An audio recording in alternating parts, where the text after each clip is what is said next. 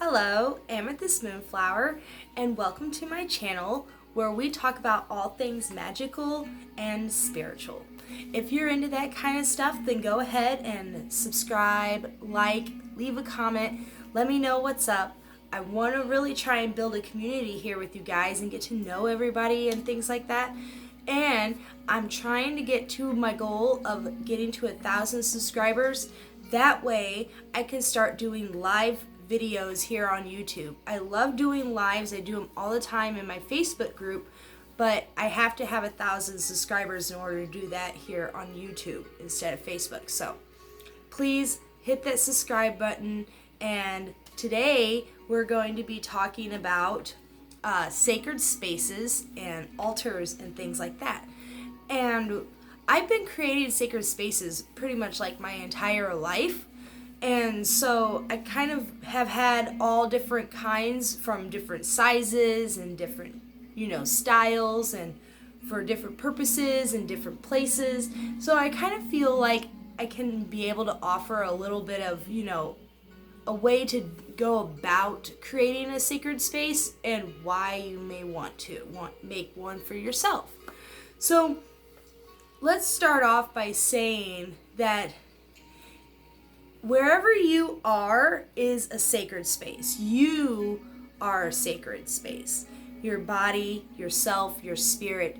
Wherever you go and whatever you do you hold space, and so you create sacred space in yourself, on yourself, and around yourself.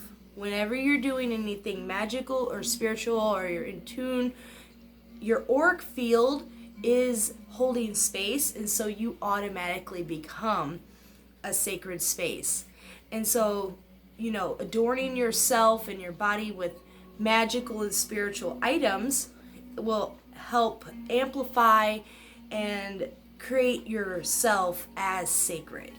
And whenever you do something magical or spiritual in a certain space over and over and over again, it automatically makes that place sacred and magical.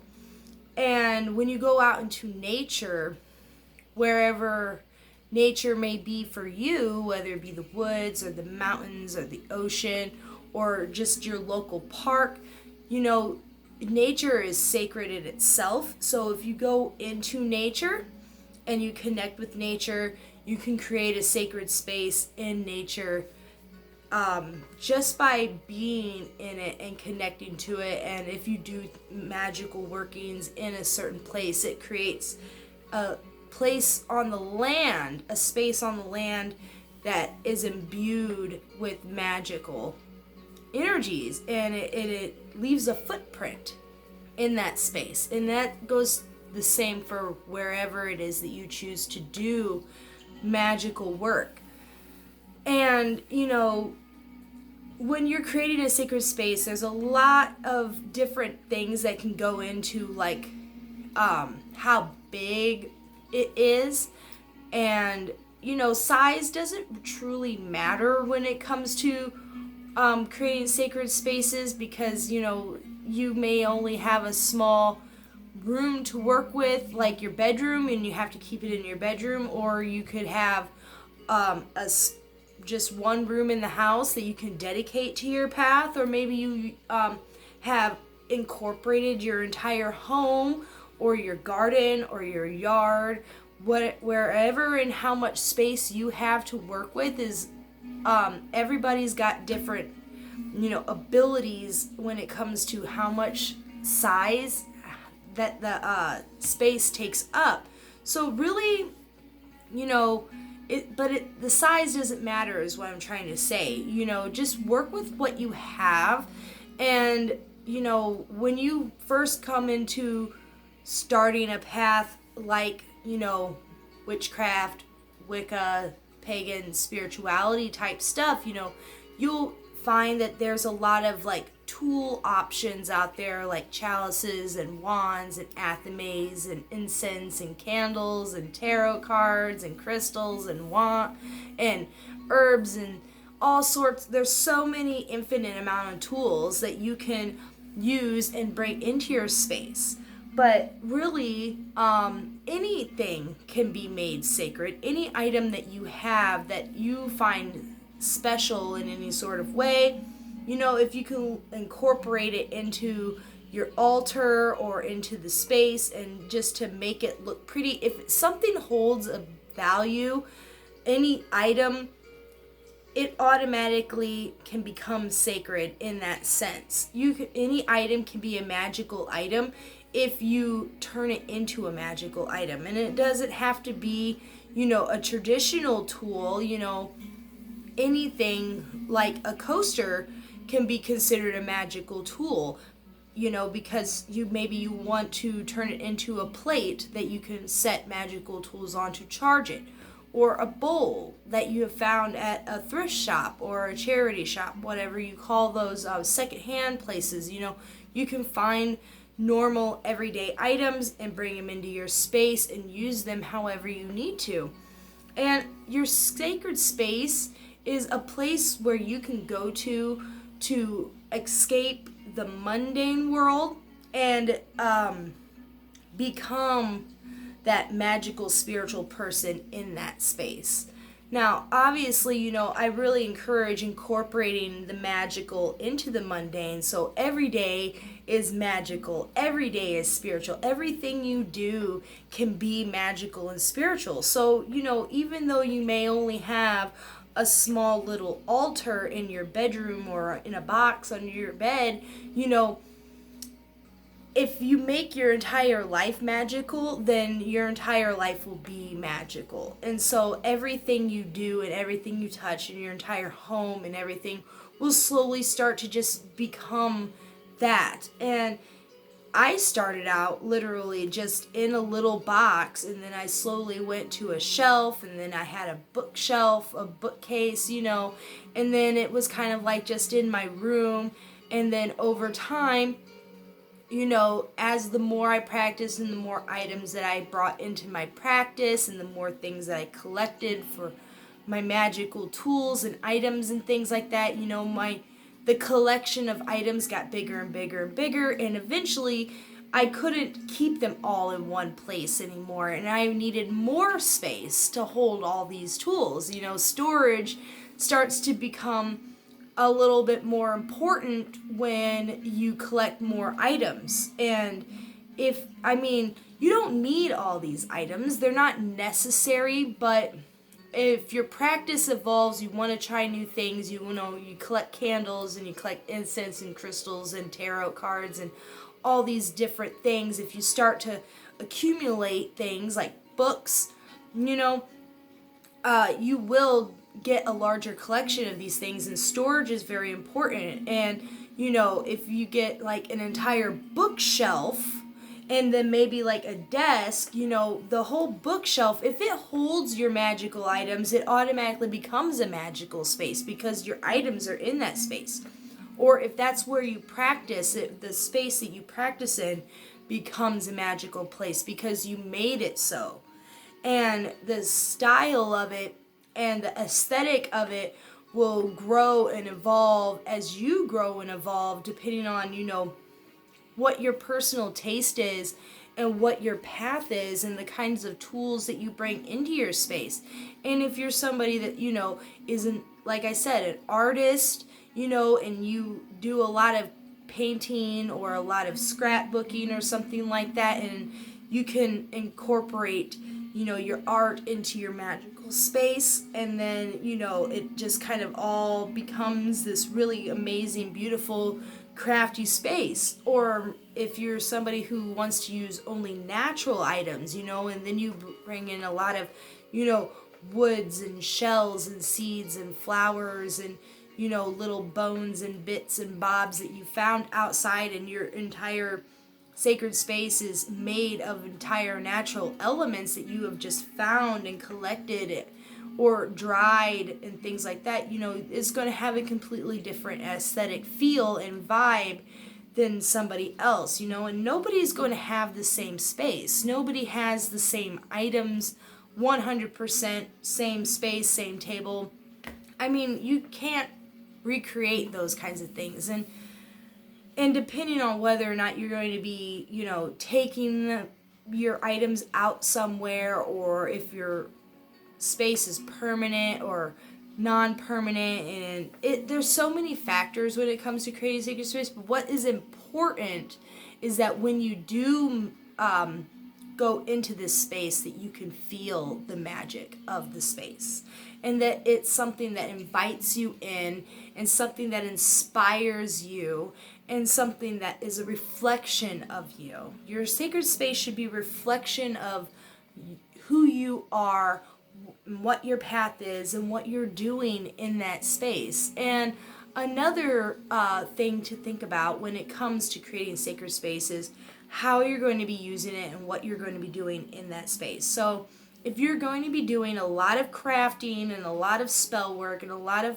potions or herbal concoctions and things like that nature, you're probably going to want a larger workspace, like a desk or something, so that you can do all that work in that space. I mean, even working on your Book of Shadows can be considered a very magical activity, because it's your magical book, and you're putting all of your magic and all your spirituality and everything that you've learned along your path. If you create that into a time of magic and a time of ritual, and you want to do that in your spiritual space, having a space to do all your writing would be really nice. I mean, I love being able to have a desk that I can sit at and work on my Book of Shadows in my magical space. It just makes everything feel more spiritual, more magical.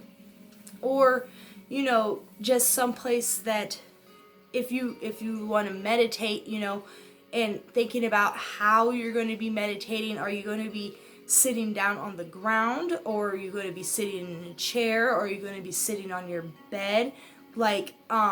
Because depending on the height of the seat that you're going to be sitting in, whether it be all the way down on the ground or all the way up on a chair or in your bed, the height can change. And do you want your altar to be, at a level that, suits where you're going to be sitting, and is it going to be comfortable? Or are you going to be standing and casting circles, maybe having like a higher and a lower, or being able to move things around, whatever, as long as it's functioning in a way that functions best for you, and you feel comfortable in that space, and you can do what you're trying to do in that space. That is what matters, okay? And yeah, it's just bring in things that make it look pretty. Bring in things that make it look like it matches who you are and what you're trying to do in that space. And also, I tried over the years, I've kind of learned, what I should say is I've learned that, eventually it almost feels like everywhere you go is magical, and your entire home is magical. Your entire home is your sacred space. And if you're somebody who can, be able to incorporate your magic all throughout your home and create little mini altars, or put little spells or something like that all around your house, or just placing things in certain areas just to kind of like spread the magic out around the house, and make each place, each room special in its own way, so that, you kind of like, when you walk into your home, you can tell that that's your special place. So really just take time to really think about what it is that you want your sacred space to be and feel like. And don't be, if you're somebody that dreams of having like your entire house or an entire like room full of witchy stuff, but you don't have that now, don't feel discouraged. I mean, it's very possible that anytime in the future you could have that.